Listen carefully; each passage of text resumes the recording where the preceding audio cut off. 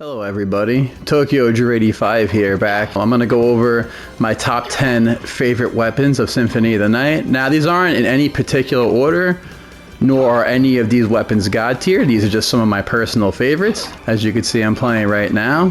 Fun fact as well, if you have no equipment with Alucard, he'll just punch and kick. You can give that a try if you like. I picked this particular spot in the castle just to try out the various weapons I'm going to show off. Just real quick and see if we get some punching action here. So I am playing this on PS5. It's a pretty decent port of the game. It does have the newer dubs from the PSP, and they fix a couple of the glitches, but that's okay. So we're going to start the number 10 spot, which is the Holy Rod. Now, I used to, like, when I got this weapon, I just used to love the way it sounds. Like, look at it. Listen to that. It's very impactful, you know. By the way, I am at level 65, and also I have luck mode enabled, so you could also see my luck stat and everything. So to give you an idea, so the weapon itself, we're talking about stats, it looks like it gives you about, what is that, 36, so a 12% increase in your attack. I mean, everything's only going to do 1 damage to me. I'm very high up in level. And again, decent weapon, decent damage, obviously strong versus undead. Fun fact, if you actually use this weapon against Richter, it actually won't do any damage to him, which is good because you won't have the fear of accidentally killing him. So this will only deal damage to the shaft possession ball, whatever you want to call it. Also, too, in this game, some items, not all, or I should say some weapons, have, I call it, a down to forward skill, which will do something additional. So in case of the Holy Rod, or it's back forward, yeah, it's back, some of them are back forward. It does that. Now, I believe it does more damage. Let's just get close to somebody, give her a try. 147. So yeah, it does way more damage. Again, so some of them are back forward, some of them are down to forward. So again, guys, I would try these out with all the weapons in this game, because a lot of them do have these ability as well. And again, a lot of people who have played the other games would know. So again, Holy Rod, decent weapon. Love the noise it makes when I use it. And again, it has a back forward, I guess I call it a power attack ability. It also looks different too. It flashes a little bit when it does more damage, and it looks like it probably increases the range too as well. So again, very decent weapon. Now we're going to go on to the number 9 spot, the Jewel Sword. And again, guys, all the items in the game. You know, the only part that kind of bugs me is that I sold some of the rare gems, so supposedly the Jewel Sword can give them back to you, but I have not come across that yet. Oh, and by the way, if you want to organize your items, hit triangle when nothing's selected. So we're going to go that sword, boom, there's all my swords. And then we're going to go to the number 9 weapon, which is the Jewel Sword. So attack-wise, it's a little stronger than the Holy Rod. Again, slow, but this is another item that has a, I don't know, call it super move or back forward move. This one's down the forward. Do down the forward, it spawns dollars. Fantastic. Is it a great weapon? I mean, I guess any weapon's great when you're level 65, but it is very slow. I mainly like it because it looks cool. It makes the dollars when you go down the forward. We'll call it down the forward dollars. And then it does have another ability of increasing drop rates of obviously the sellable jewels. Like for instance, if you go into here, we go in items, like these, like the Garnet, Zircon, Aquamarine. Supposedly you can get diamonds and other higher value stuff. I mean, obviously I sold all of it, and the most valuable thing I've gotten so far was an Onyx. So anybody wants to test it further, that's fine by me. But again, like I said, looks more cool than actually strength-wise. Slow, very slow. And again, qualifies as a short sword. Oh, there we go. We got an Aquamarine. You got another. Aquamarines and Zircons, you're going to see the most with this thing as far as like drops go. So there you go. Aquamarine, Zircon. Down the forward dollars, because this version of the game doesn't have a lot of the glitches that the original version does. So sit there forever and grind dollars. All right, the number 8 spot, Sword of Dawn. No enemy drops it. It's only found in one specific spot in the castle. Again, it's one of those swords that makes a cool noise. Yeah, listen to that. Listen to that power. Stat-wise, if we take a look at that guy, it so our base stat's 124. That's pretty good. All right, so then when we equip it, we're looking at a stat increase of roughly 30 points. But again, this sword also, I feel like a lot of these weapons have these down to forward abilities, also can summon the Dawn Warriors. And take one guess how you do that. Down forward square. There you go, you just keep pressing it. As long as you have magic, it'll keep spawning them. I mean, it did take quite a lot of them to take down that Venus Ivory, but the red ones are the strongest versions of all those summons, from what I've heard online. I mean, hell, if you look at that, it does take a lot of magic, though. Look at that, we got one of every color, blue, green, and red. They all do different amounts of attack, red being the strongest. But yeah, again, another sword. Two-handed sword, a little on the slow side, sounds very powerful, and again, we got that nice ability of summoning the Dawn Warriors. Oh, by the way, when you kill the little bird in that thing's head, he just flies around and helps you. So if you watch him, he'll get him. There you go. A little slow, but he'll get to him. Same thing with these guys too. Becomes your little ally if you knock out the little flea man on his head. So now we got two. Very fun sword to use. I'm big on the noises. Makes a powerful noise when you use it. Ooh. Wonderful. Next item on the list, number 7, the Holy Sword. So the Holy Sword, again, is another sword, right? It's got decent attack. Speed's good. Again, strong versus undead. But another ability it has, if you want to take a guess, down the forward, right? Boom. It's got another attack.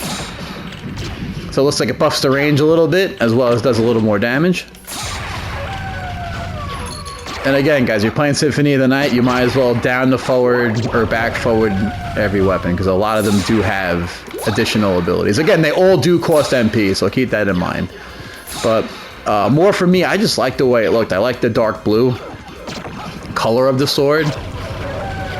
Doesn't have like a powerful striking noise like the other swords do, or items, but this thing, like I said, does very, very good damage.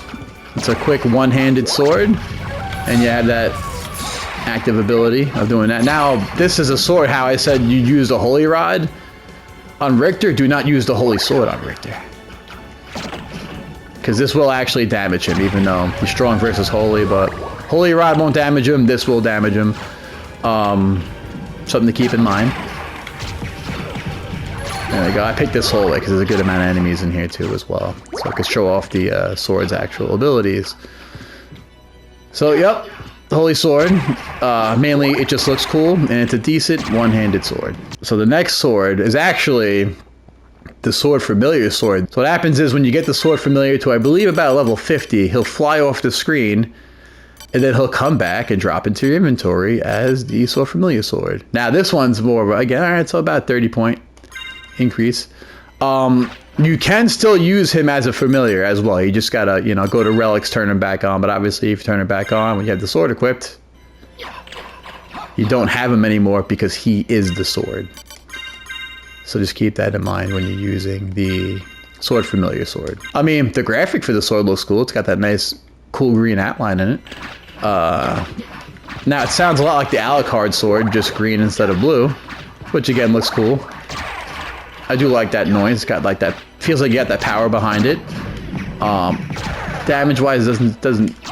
The stat seems to be higher than the actual damage it deals, but that just maybe individual attributes to the enemy contributing to that.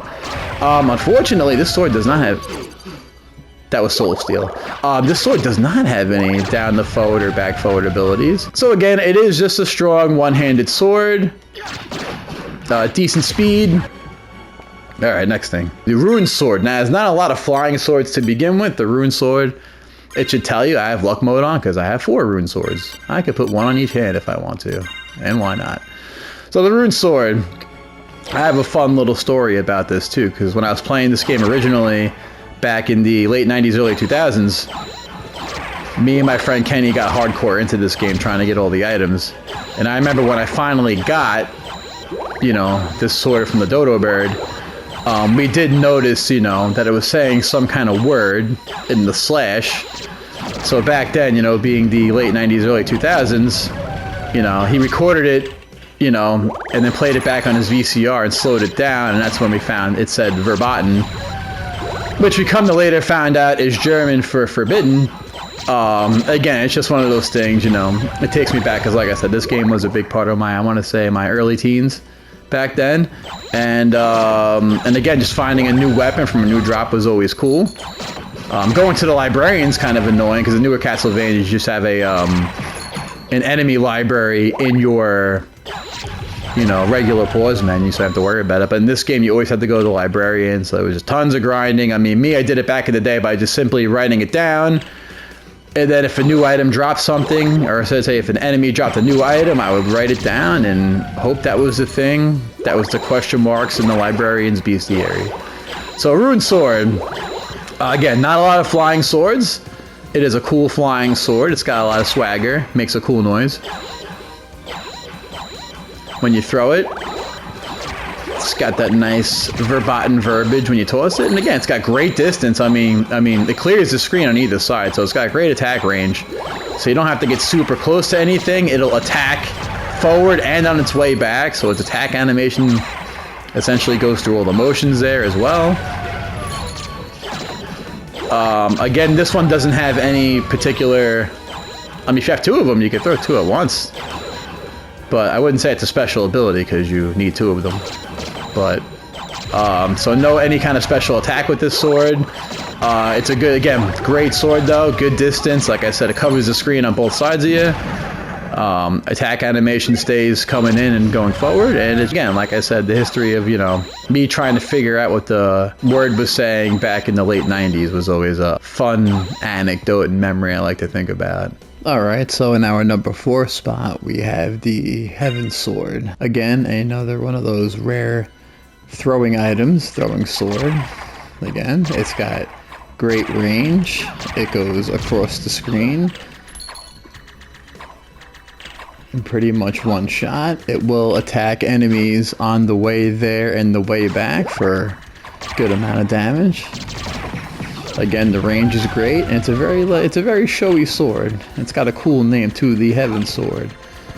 To get this, you have to kill the Cloaked Knights in the Clock Tower. You'll have to do a decent amount of grinding, and you'll probably wind up with a bunch of Flamebergs, although I only have 10 this time around, but I also have the luck code enabled. If you're doing this without the luck code, you're going to have a way longer time and probably 10 or 15 Flamebergs. So this sword does not have any down to forward abilities or back forward abilities. However, if you just saw, I have one equipped in each hand. So if you have one in each hand, you could throw two. Back to back. Isn't that cool? But no, it's actually another reason. They also have a special attack. If you hit the two action buttons at the same time, one in each hand, you get this really unique sword attack, magic attack. It does consume MP, well, not a whole lot. And again, it's more about the show and the flair. Again, because the sword itself looks really cool, and the special attack. Again, it's just another one of those neat things that the game does not explain. You just have to kind of figure it out.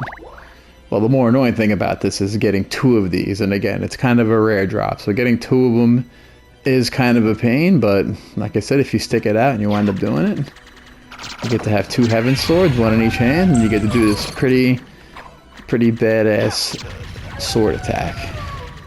Again, it works the same way as the shield rod and the shield of their abilities. Again, you just press each button, get the attack, and there it is. It's also just fun to do, and it's a pretty good attack too. So just walk down this hallway, just keep going, stabbing all these skeletons. Yeah, it looks like even after it completes, it has a little final slash that goes across the screen. And again, this is another reason why this is one of my favorite weapons in the game. So the next sword we're going down to. Now this one's kind of it's kind of a cheat because it's not really a sword or a weapon, but you know, anybody who's completed the game knows it well. A duplicator. Now inherently by itself is not a weapon, but if you want to pair it with Power of Sire, for instance, my personal favorite, and again, make sure you have it equipped. So for the people who don't know, is you can infinitely use one-time items like the Power of Sire here. And why wouldn't you want to just walk in the room and just do this over and over again? It's my favorite of the bomb items. Apparently not the strongest. My friend said the Bat Pentagram is the strongest. Because I think he actually looked at all the attack damage. I believe him. Oh, by the way, that's the, you know, Vlad the Impaler is the image that comes up. You know, do it over and over again. That's a duplicator, baby. Doesn't matter what's on. You're just like a walking nuclear bomb at this point, you know. And again, there's nothing inherently wrong with, let's take the bottom round. But yeah, Power Sire, those skeletons died before it even came on the screen. They knew they were in trouble. They knew they had problems. But yeah, again, it's just great. I mean, this is just like this is, you know, nothing wrong with doing this the whole time. And again, the attack has a lot of punch. Although this late in the game, as a little sidebar thing, as many of you guys know, the way the leveling system works in this game, every enemy has a level. If you are 10 levels over that enemy's level, it'll only give you 1 experience point. So what happens is when you hit to like level 70, because before that the only enemy in the game that gives you even decent experience is the Guardian, but then when you get to level 70, the Guardian only gives you 1 experience. So, and again, this not really a weapon, it's an item, but Power of Sire is a weapon. And, you know, for funsies, we could just, you know, try out the other ones. I mean, the pentagrams are kind of boring. Like, it's there for a second, gone. I mean, my personal opinion, I think the Power of Sire is probably the best one to use. I mean, the Bat Pentagram, you know. You only get one of those, so don't accidentally use that. Because I think there's one in the game and you can't get any more. So, but yeah, and then the Karma Coin, which I thought was funny, because, you know, you could just throw those out. What do we get? Tails. Tails is a little lightning bolt. Heads, I believe, makes the angel come out. There we go. There she is. And it does heal you. There you go. It actually acts like, you know, it acts like Soul Steel. Good old Soul Steel, if anybody likes Soul Steel. Alright, so number 2 we're going here with is the Shield Rod. I know this item already kind of has. It's a club, by the way, in case anybody's curious. This weapon already has a decent reputation of pairing it with shields for various different fun effects. I know everybody's go-to, obviously, is that with the Alucard shield. You press both buttons together. Let's get some enemies back on the screen here. There we go, both buttons together. Doesn't attack, but also that attack will damage, by the way. But then now your shield will heal you and steamroll everything in front of you. Although, you know, this is a one way to quick kill Dracula too. That's what most people do. But another ability of the Shield Rod nobody really talks about is the shield. That guy. Anybody who knows Konami games should recognize what that is. That is the shield in Gradius. What does it do? I don't know. Because it doesn't seem to do anything. But again, fun item to obviously, you know, so to use that, by the way, is back forward. Back forward makes the shield. To use the shield combos you're going to do on a PlayStation controller, it would be square and circle. And again, different shields do different things, you know, like, you know, you got the Goddess one. Oh, I gotta wait for maybe that till, there we go. And again, these all consume MP, guys. Some of these will give you stat buffs, like that one, protection from dark. I don't know, I didn't find a lot of these stat buffs useful, except for like lightning for Gallamouth. Medusa, one of the most annoying shields to get. That attack is actually pretty good, by the way, if I just come in here and try it again. It will, there it goes. And also, some of these swords have passive attacks where they will just deal damage just by having them out. I mean, the Medusa shield does look cool. I mean, my personal favorite's the Dark Shield. Axe Lord armor, I don't think that has a passive. No, it's just...